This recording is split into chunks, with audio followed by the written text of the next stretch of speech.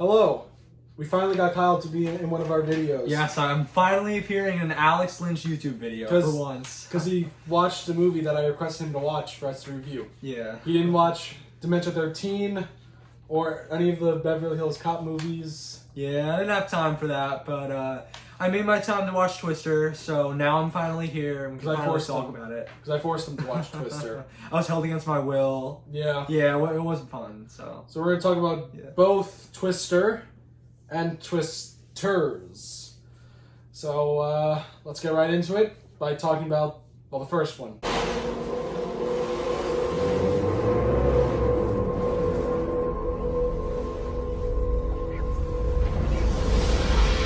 So Twister from 1996 was the second film by Dutch director Jan de Bont after his smash hit with Speed, which just turned 30 years old.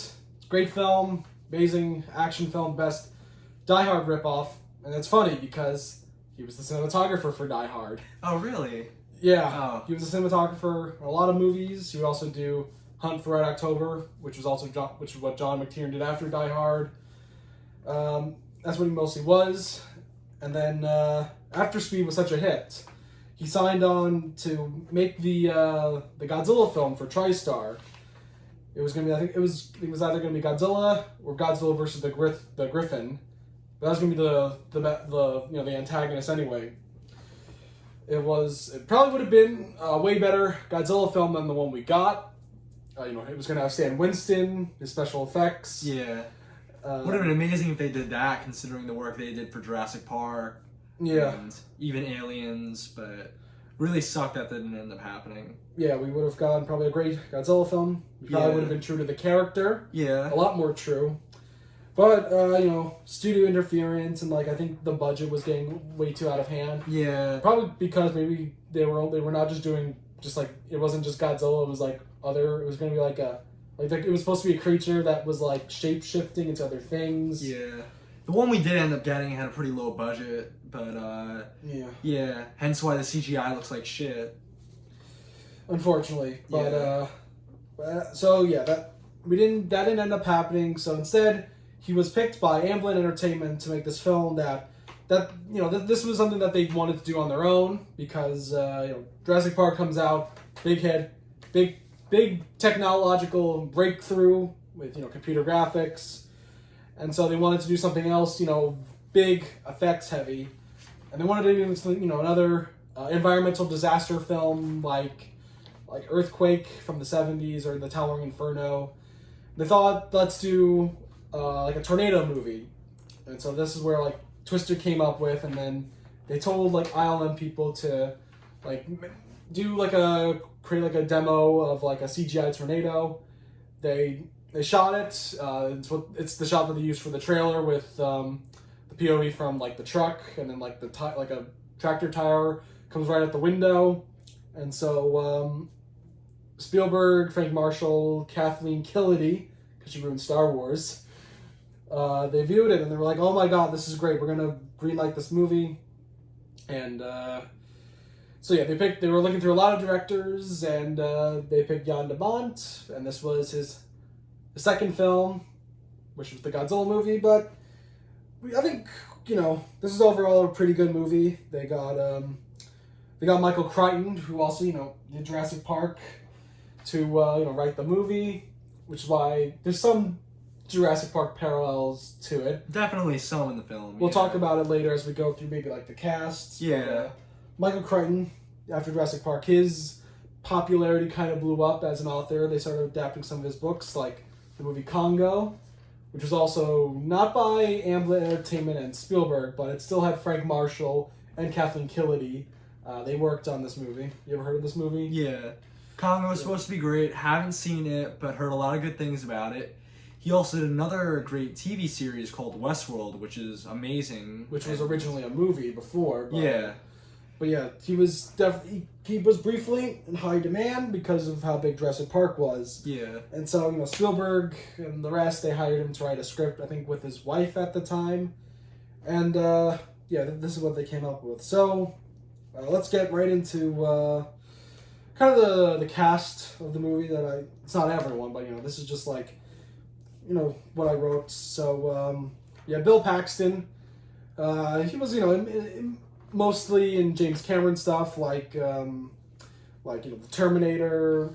He's in Aliens. He's in True Lies. He also, which Titanic. many people don't know about, played a teen in the film Weird Science, which I saw a while ago. I don't really remember much about it. I just kind of remember him playing an older brother character in that film. So I've never seen Weird Science. Yeah, John Hughes film. It's a good film, but Paxton definitely had a big career in the 80s. So yeah. And going into the 90s, he was still in Titanic. Yeah. The year after this, another disaster movie that, well, Twister was big, but Titanic was, let's say, a little bit bigger. A little bit bigger, yeah. Yeah, but Paxton was amazing in Nightcrawler. Probably for me, his favorite film with him. But it's unfortunate that he's not alive anymore. But, yeah. Gone too soon, and he's pretty good in this movie. Yeah. And then you have Helen Hunt, who was a bit of a risky choice because Helen Hunt wasn't like a big movie actress. The thing, like what she did kind of before this, she was in like B movie stuff. Like she's in this movie Trancers, which is like a low budget sci-fi film by like Empire Pictures, and she had like a small role in Peggy Sue Got Married. To be honest, I had no idea who she was until seeing this movie. So, yeah. She was in a movie before this with Bill Paxton. It was Patrick Swayze. It was called Next of Kin.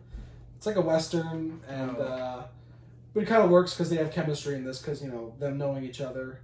But she was really big for the TV show Mad About You, and then after this, her career kind of took off because then she was in the year after this. She was in As Good as It Gets, which was like an Oscar film, and then she did Castaway, and then What Women Want, and then she kind of fell off a bit. And it's weird that she didn't come back for Twisters.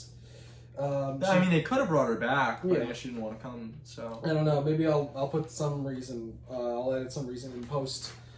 So Helen Hunt is also pretty good in this movie. I enjoy her performance. Yeah, I mean, to me, she's fine. I mean, yeah. Nothing too special, but played her part fine. So yeah. So then you have Jamie Gertz, who is Bill Paxton's fiance, because Bill Paxton is trying to divorce from Helen Hunt, who is still technically his wife. But Jamie Gertz was in a couple of popular 80s movies. She's in Lost Boys and 16 Candles, and had one guest star appearance on Seinfeld. Yeah, both of those films are amazing. I highly recommend them. I love both of them. So. I haven't seen any of them. Yeah, really got to watch them. Yeah.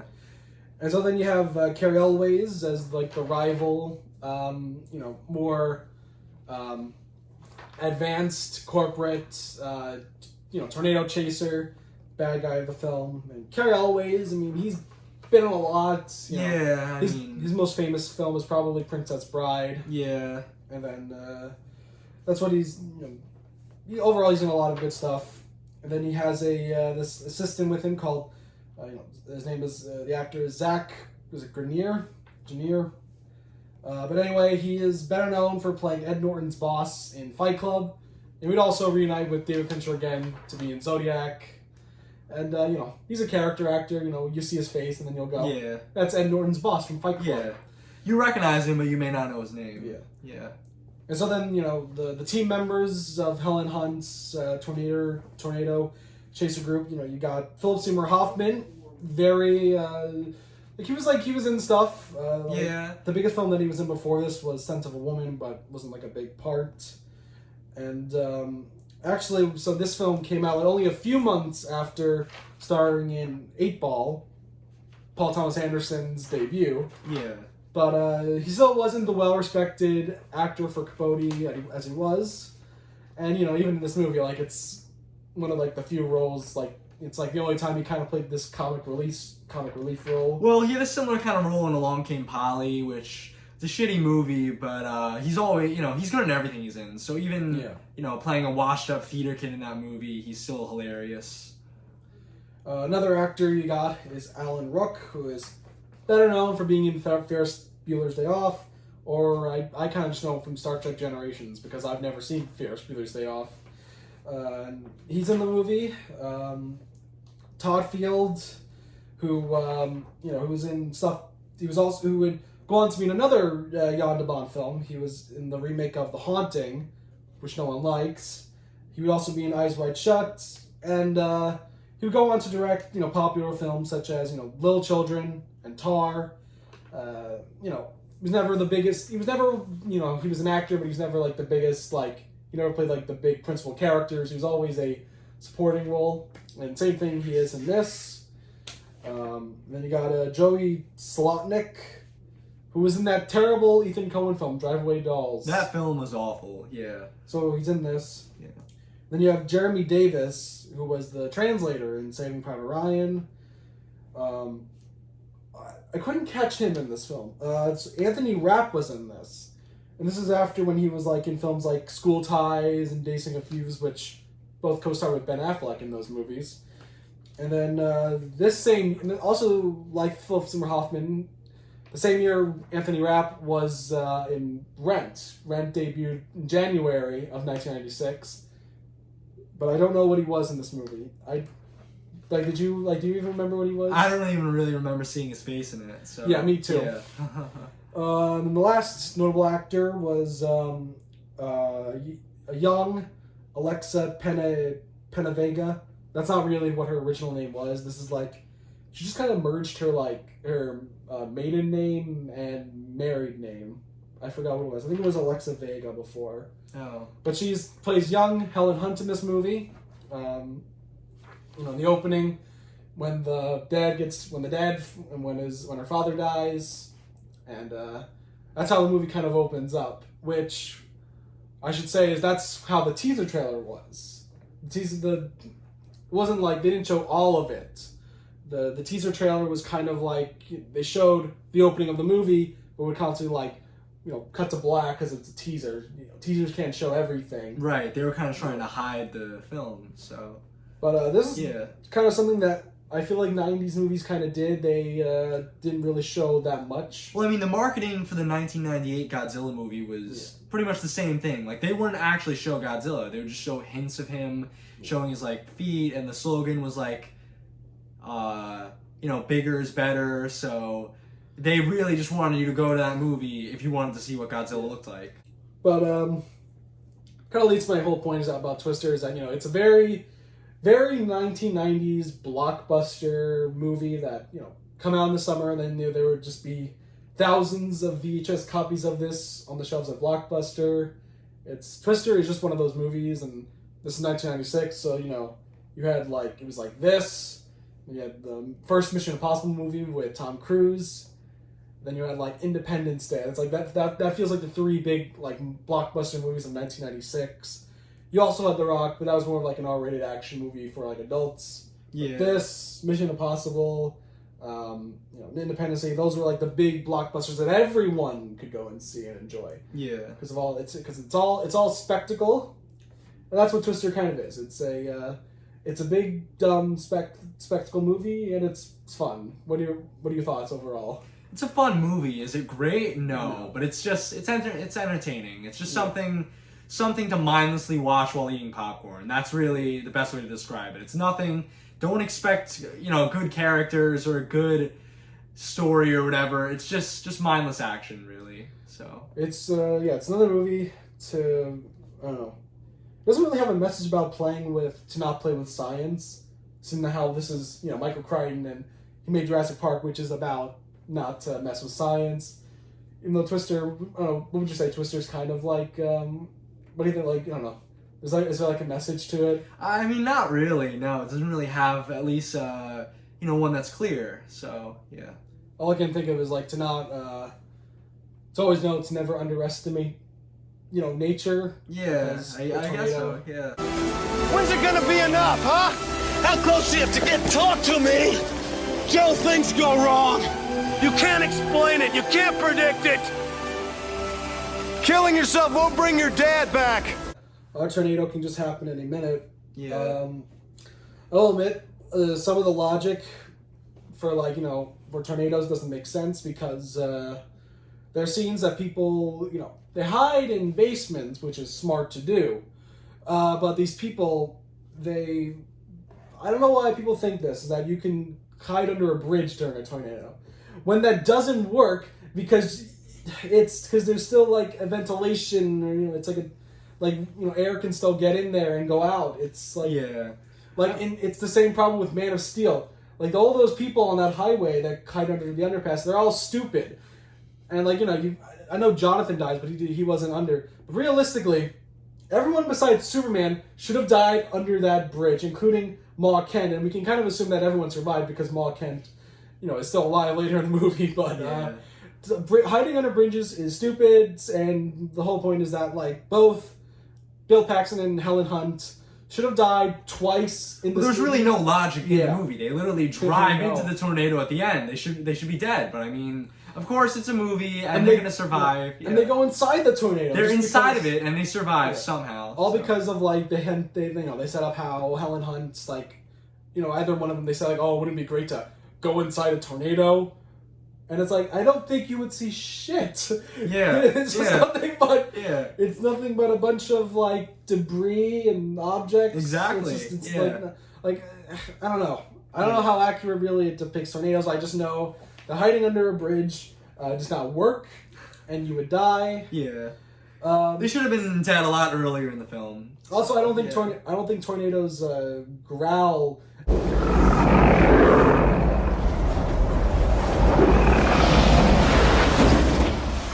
I mean, they probably make noise, of course, but I don't think they make like monstrous noise. I mean that was just added for the film. They wanted to hype it up. I don't think that's really true, but this is the '90s, and this is where like these big disaster movies were a thing. Because the following year you had like I think it was like the volcano. You had like volcano movies. You had Volcano, Dante's Peak. And then in 1988, you had 2 movies about asteroids coming to destroy the Earth. You had Michael Bay's Armageddon, and then you had, like, I think, Deep Impact. But Twister didn't really have, like, a rival film. I think it did. Might have been, like, a TV movie that came out the same year. But I don't really think that counts, because, like, it would have, because, like, Volcano and Dante's Peak, those were, like, big movies, so I don't know if it really counts. It's just, like, it's more like like an asylum mockbuster. Yeah. A bit, but Twister overall, it's a fun '90s movie, and I like sometimes to just watch a dumb '90s blockbuster like this, or mainly like the most famous one is Independence Day. Like, what would you say is your favorite like dumb blockbuster from the '90s? Oh, that's tough to say. I guess I'm gonna have to go with. I mean, I guess Jurassic Park. I don't know if that really counts, but I mean, that's a tough one because Jurassic Park is kind of like a classic, and it is actually a good movie. So I mean, I feel like you would have to. Okay, yeah. What's a blockbuster that you think? I guess the one that's dumb, that's probably gonna have to be the 1998 Godzilla film. I'm a sucker for that film. A lot of people hate it, but it's a guilty pleasure of mine. I just happen to like it. Yeah, it doesn't really respect the character, but I think like it was. Listen, on its own, if you actually separate it as its own thing and not as a Godzilla film, it's decent. It's a '90s, it's a '90s monster flick, and I think it's just like. The best way to think of it is almost like Independence Day 2, when instead of aliens coming down and destroying things, it's a monster destroying things. But at the same time, the big problem with that movie is that Godzilla doesn't really destroy a lot of things. It's more like the military is the one that... Which, funny enough, looping this back to Jurassic Park, they really tried to cash in on the Jurassic Park aspect, getting to the point where Godzilla even looked like a T-Rex from that film. Yeah. And they even made it more realistic where... He didn't have all these cool abilities and strength. They just made him like a, asset from that film. So, yeah. I mean, every movie in general, back then, the idea was to be like Jurassic Park, this big, effects-heavy spectacle. Yeah. And relying mainly on CGI rather than practical effects. Well, they got some in the, There are some cool effects in Twister, but I think but at the same time, there are some, like, weird compositing shots, like when, like, there's, like, an explosion that happens at times, and it's like, that doesn't really feel like it's really there. The tornadoes, I feel like there are some pretty decent effects, and there is still some practical, stuff in it. So that's what we think of Twister. Anything else you want to say about it? No, yeah. So 2 years after the Twister movie being like, big blockbuster hit, and it being by, Universal, they decided to just make a Twister attraction. I'm not going to call it a ride because it's not really a ride. Yeah. It's more of like a special effects show, and where you would basically just go into a place, then you have Bill Paxton and Helen Hunt just talking about what it was like making Twister and talking about tornadoes, and then you just go into a room, which is like a model town, like it's from Oklahoma, like in the show, like in the movie. Then Twister comes, and then a bunch of stuff, you see a bunch of all stuff blow up, fly around, including cows, because there's a cow in the movie. And so, you have cows, you have a cow, like, past the audience on, like, probably some kind of, like, lever or crane somewhere off set. And then, and you would stand, which is a terrible idea when, for a place that's in Florida, a very hot location. You would want, people, maybe you would have put some chairs down for people to just sit down. Yeah, it's an awful idea. Yeah, and it replaced the Ghostbusters Spooktacular, which I think was more of a concert, so I'm going to correct myself on that. But anyway, yeah, it closed in 2015, and it was replaced by the Jimmy Kimmel ride, race through New York. Did you ever go on that ride? Nope, no, yeah. Didn't even know it existed until now, so yeah. I've been on that ride. People really don't like it. They like the queue because it feels like it's like you're going into NBC Studios, and it's, I don't know, like it looks like NBC Studios. Like it's got a lot of memorabilia of like, Tonight Show hosts, from the previous years. It's, I think the ride itself, it's fun. It's a fun ride, There's a Travis Bickle cameo. No. Look, it was funny. It was a fun ride. I don't think it deserves the hate it deserves. Definitely, I think it was a good replacement over Twister, but I don't know if like Jimmy Fallon ride is the best one to go. So maybe, hopefully, like a better ride.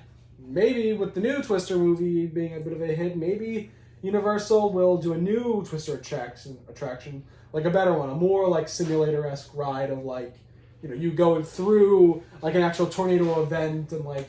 I mean, that would be really cool, but you can have a fun like. We gotta see how Twisters does at the box office. I think it's doing pretty well. It might go down a bit because of one obvious movie that is coming out 2 days after we recorded this video. But at the same time, Twisters is a bit of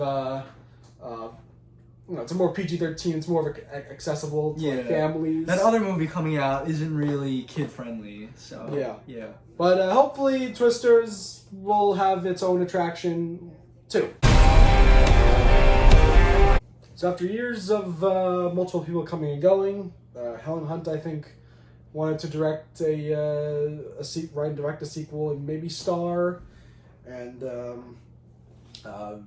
Joseph Kosinski actually had an idea for a Twister sequel, but he left to make that F1 movie with Brad Pitt, which I hear is really expensive. It's one of like the most expensive movies. Yeah, really high budget for that. I don't even know what's going on with the production on that movie. And Dan Trachtenberg, who worked on 10 Cloverfield Lane and Prey, was offered, but I think he turned it down. But the directing duties were given to Lee Isaac Chung, who directed that movie Minari. I don't know if you remember that movie Minari. Remember that? No. It was basically about this I think it was like a South Korean family immigrating to like Arkansas, and them kind of like trying to live their life and trying to grow their own farm. And it was like, small indie film. It got some Oscar buzz. It got Best Picture nomination. And it even has, like, tornado stuff in it. Not like an actual tornado, but there's, like, mentions of tornadoes because it's in Arkansas and it's, like, hurricane area. But it's definitely kind of an example of, when Hollywood, there's, like, you have this new indie director directs this like very low budget movie. Then Hollywood hires them to make a big studio film as a sequel or reboot of a franchise. So, like Colin Trevorrow, he makes Safety Not Guaranteed, and then he makes Jurassic World. Oh, yeah. So it's, yeah. I didn't even realize that, yeah. So Twisters is another example of that. And it's pretty good. I mean, I beg to differ. I didn't really like Twisters that much, but I'm not the biggest fan of the first film, so to each his own. I mean, yeah, like, it has its problems. I think, like, the cast and the characters are not as good. I like these actors. I don't care for the characters, but we'll quickly talk. Daisy Edgar Jones. She hasn't really been in anything big. She's in this, I think, a horror film called Fresh. I've never seen it. You probably haven't seen it. No. The big actor in this is Glenn Powell. And it's funny how, Joseph Kosinski, was intended to work on this movie because he also, worked with Glenn Powell in Top Gun Maverick. And that was, a great film. Amazing film. Yeah. So, that would have been really good. But Glenn Powell, my favorite part. I really like Glenn Powell. You like Glenn Powell? He's an okay actor. Yeah. I think he's great. I mean, he was great in Richard Linklater's Hitman, which I've talked about. I also finally watched that movie that he was in, Anyone But You. It was, him and Sydney Sweeney, their chemistry was really good. The movie itself was pretty mid. It had its moments. They were the stand-up part of that. And then you also have Anthony Ramos, who was, I think he played Hamilton on Hamilton when Lin-Manuel left the show. He was also in the In the Heights movie as the character that Lin-Manuel Miranda played on the show, because Lin-Manuel was too old to play that character in the film. And then he's been in other shoveled over there, because I don't understand what both of those would be done. Because they're asking me for stuff and I haven't taken anything. I have nothing. Guys, Yeah. shh, quiet down, please.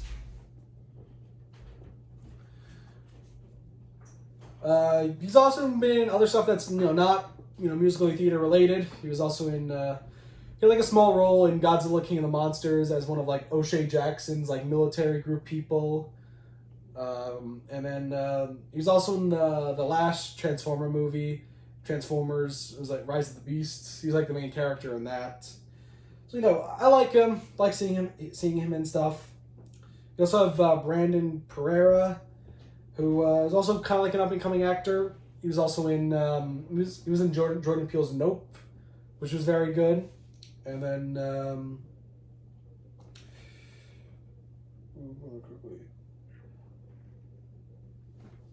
another actor in this to mention is David Cronswet, who as you all may know is the new actor in Superman.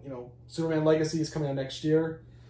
The only thing I've seen him else in before this was the movie Pearl, the prequel to X, which was amazing. But funny, seeing him in this. Also, another actor to mention is that Paul Scheer. He's a comedian. He's at the movie at the very end, but he has a podcast overall, like a sort of famous movie podcast. But I hear it's not good anymore. All right, so no one from Twisters came out from Twisters. Bill Paxton obviously is not coming back because he's sadly not alive. But one actor that comes back is an actor called Daryl Cox, who was in the first Twister as a very small role, and he comes back in this film as a very small role. But I think he's in this movie because he worked with the same director in Minari. Oh. So, I forgot what he was in Minari. It's been a while since I've seen Minari, but there's your connection to Twister, is this one actor who has a small role. Jeez, man, I wish that, they couldn't. I mean, I guess they couldn't also bring back Todd Field because he was doing Tar. I like Philip Seymour Hoffman. They also couldn't bring back. Bring him back. Yeah, he's not alive. Yeah. I mean, like, I'm trying to think like someone else you could have like brought back. Could have brought back Alan Ruck. He's really having a big career now with Succession. Oh, I didn't know he was even in Succession. Oh yeah, he's one of like the main actors in that. Oh. Yeah. Well, I guess Succession was also another reason maybe he couldn't be in this. Maybe, yeah, he's too busy with that now. They couldn't bring back, the translator from Saving Private Ryan. They couldn't bring him back. Yeah. They couldn't bring anyone back for this movie. But look, it's fun. I just don't think the characters are the best. But I think it's still shot well. It's still like they brought the original like score back from the original. Yeah. It plays briefly, but I mean, visually it looks much better than like its original counterpart, but that's expected because it came out nearly 30 years later. Yeah. Yeah. And also, they didn't. There wasn't really any cows in the movie. Were there cows? Really, no. Yeah, they kind of like replaced the cows in this with like chickens, kind of. Yeah, sort of. Yeah. I don't know, but also I thought in the trailer they made it seem like it was like there was like a tornado on fire was going to be like the big finale, but it really wasn't. It was more in the middle of the movie with that scene. So. No, it was the third act. Oh. It was the third act. It just like it briefly was on fire and then it wasn't. And that was really it. That scene kind of also reminded me of the scene in Furiosa, where they blow up the gas town. Kind of made me want to rewatch that, which is not good sometimes for a movie. But look, I enjoyed most of Twisters. The soundtrack was pretty good. They had it was all a bunch of country music. Yeah. Unlike which I'm not a fan of, but yeah. Unlike Twister, which Twister had like a range of different kind of music. They had like a Van Halen song, and they had like a very slow 90s song. Yeah. And I think Stevie Nicks had a big song for it at the very end. But that's something that's kind of coming back, I feel. Movies with like soundtracks written, like Barbie had like a really big soundtrack. Yeah. And this one also. So who knows? Maybe this. I don't know. Maybe an original song nomination might go to one of the songs for this. Maybe, yeah. Or maybe not. I doubt it, but yeah. How do you feel about this game? Like getting like effects. Do you think you might get effects? It's possible, but I highly doubt it. I mean. Yeah, Doom 2's gonna win. Yeah, definitely. Yeah.